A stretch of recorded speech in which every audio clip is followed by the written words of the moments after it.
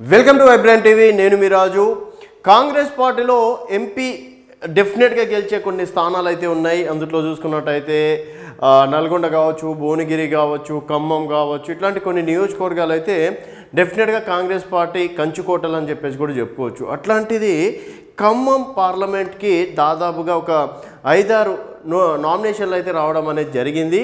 So డెఫినెట్గా మాకు టికెట్లు వస్తాయని చెప్పేసి అభ్యర్థులు కూడా ఆశావ్యక్తం వ్యక్తం చేస్తున్నారు. సో మరి ఖమ్మం ఎంపీ టికెట్ ఎవరికి అన్నది ఒక క్వశ్చన్ మార్క్ అందుట్లో. ఎందుకంటే ఇటు మల్లు విక్రమార్క గారి భార్య మల్లు నందిని అంటే నామినేషన్ వేయడం అనేది జరిగింది. ఇప్పుడు ఉప ముఖ్యమంత్రిగా ఉన్నారు కాబట్టి డెఫినెట్గా వారికి టికెట్ వస్తుందని చెప్పేసి వారు భావిస్తున్నారు.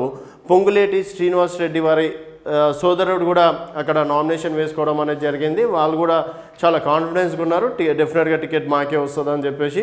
తర్వాత ఒక వ్యాపారవేత్త కావచ్చు, 2-3 పేర్లు కూడా ప్రధానంగా వినిపిస్తున్నాయి. సో అసలు ఖమ్మంలో ఎవరికి టికెట్ ఇస్తే గెలిచే అవకాశాలు ఉన్నాయి? డెఫినెట్గా కాంగ్రెస్ పార్టీ గెలుస్తుంది, అందులో నో డౌట్, అసలు డౌట్ పడాల్సిన అవసరం కూడా లేదు. కాకపోతే ఇంకా అంటే పైరవీలు కూడా ఆ విధంగానే ఉంటుంది. ఎందుకంటే డెఫినెట్గా గెలిచే స్థానం కాబట్టి పైరవీలు కూడా అదే రేంజ్లో ఉండడం కూడా అంటే ఉండడం సహజం అని చెప్పేసి చెప్పుకోవచ్చు. అందులో బార్డర్లు ఉన్న మన తెలంగాణకి బార్డర్లు ఉన్న జిల్లాలు చూసుకున్నట్టయితే ఉమ్మడి నల్గొండ జిల్లా కావచ్చు, ఉమ్మడి ఖమ్మం జిల్లా కావచ్చు, ఉమ్మడి అంటే ఆంధ్రప్రదేశ్ బార్డర్లో. సో ఖమ్మం జిల్లాకి డెఫినెట్గా ఇటు ఆంధ్రప్రదేశ్ సెంటిమెంట్ కొంతమేర వర్కౌట్ అవుతుంది. అండ్ అక్కడ ఆల్రెడీ మా వర్గాలకే టికెట్ ఇప్పించుకోవాలని చెప్పేసి వైఎస్ షర్మిల కూడా అనుకుంటుందంట. ఎందుకంటే పొంగులేటి శ్రీనివాస్ రెడ్డి అలాగే వైఎస్ షర్మిల కూడా వ్యాపార భాగస్వామ్యంలో కూడా మంచి అంటే చాలా రోజులుగా మిత్రులుగా కూడా కొనసాగుతున్నారు. సో డెఫినెట్గా మా వారికి టికెట్ ఇప్పించుకోవడానికి వాళ్ళు ప్రయత్నాలు చేస్తున్నారు. అండ్ ఉప ముఖ్యమంత్రి గారు డెఫినెట్గా వారి కుటుంబ సభ్యురాలకే టికెట్ ఇప్పించుకోవాలని చెప్పేసి వాళ్ళు ప్రయత్నిస్తున్నారు. ఇట్లా ఎవరికి వారు టికెట్ల కోసం అయితే ప్రయత్నాలు చేస్తున్నారు. అయితే మరో పేరు అయితే ప్రధానంగా వినిపిస్తుంది. అందులో జట్టి కుసుమ్ కుమార్ రాష్ట్ర వర్కింగ్ ప్రెసిడెంట్గా, మాజీ వర్కింగ్ ప్రెసిడెంట్ అని చెప్పేసి కూడా చెప్పుకోవచ్చు. సో అలాగే ఏఐసిసిలో కీలక మెంబర్గా ఉన్నారు. అండ్ కాంగ్రెస్ పార్టీ సీనియర్ నాయకులు ఉన్నారు. సో కాంగ్రెస్ పార్టీలో సీనియర్ నాయకుడిగా, ఏఐసిసి మెంబర్గా, అలాగే మాజీ వర్కింగ్ ప్రెసిడెంట్గా మంచి పేరుంది. అండ్ రాహుల్ గాంధీ భారత్ జోడో యాత్రలో కూడా కీలకంగా వివరించారు.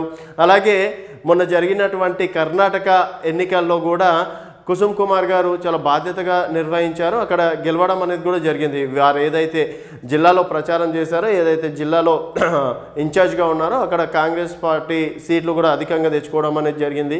ఈ విధంగా తనకి వ్యక్తిగతంగా కెరీర్లో పరంగా కావచ్చు, పార్టీ పరంగా కావచ్చు, అలాగే మంచి విద్యావేత్తగా కూడా పేరుంది. సో ఇట్లాంటి క్వాలిటీస్ ఉన్నాయి కాబట్టి డెఫినెట్గా వారికే టికెట్ అని చెప్పేసి కూడా వారు కూడా ఆశ వ్యక్తం చేస్తున్నారు. సో జట్టి కుసుమ్ కుమార్ గారు కాంగ్రెస్ పార్టీలో సీనియర్ నాయకులు, మంచి పరిచయాలు ఉన్న నేతగా కూడా పేరుంది. అలాగే రేవంత్ రెడ్డికి కూడా అత్యంత సన్నిహితుడిగా కూడా పేరుంది కాబట్టి సో డెఫినెట్గా జట్టి కుసుమ్ కుమార్ గారికి టికెట్ వస్తుందని చెప్పేసి కూడా అంటున్నారు. అండ్ వీళ్ళని కాదని మరి కుసుమ్ కుమార్ గారికి టికెట్ ఇచ్చే అవకాశాలు ఉన్నాయంటే ఇటు సీనియర్లతో కూడా మంచి సంబంధాలు ఉన్నాయి. ఎందుకంటే ఉత్తమ్ కుమార్ రెడ్డి గారు టీపీసీసీ అధ్యక్షుడిగా ఉన్నప్పుడు వర్కింగ్ ప్రెసిడెంట్గా జట్టి కుసుమ్ కుమార్ గారు ఉన్నారు. అంటే అటు ఉత్తమ్ కుమార్ రెడ్డి టీంలో ఉన్నారు, ఇటు రేవంత్ రెడ్డి టీంలో ఉన్నాడు. ఆ విధంగా ప్రతి ఒక్క సీనియర్ల టీంలో ఉన్నారు అప్పుడు. సో ఈ విధంగా అన్ని కలిసి వచ్చే అంశాలుగా, అలాగే ఏఐసిసి అండదండలు కూడా ఉన్నాయి కాబట్టి మంచి ఎడ్యుకేటెడ్గా, ఆర్థికవేత్తగా కూడా మంచి పేరుంది కాబట్టి డెఫినెట్గా టికెట్ అయితే ఆశిస్తున్నారు. అండ్ వస్తుందని చెప్పేసి కూడా ఆశాభావం వ్యక్తం చేస్తున్నారు. అండ్ జట్టి కుసుమ్ కుమార్కి ఖమ్మం టికెట్ ఇస్తే డెఫినెట్గా ఎంత మెజార్టీతో గెలిచే అవకాశాలు ఉన్నాయనేది మీ అభిప్రాయాలను కింద కామెంట్ రూపంలో తెలియజేయండి. చూస్తూనే ఉండండి వైబ్రాంట్ టీవీ.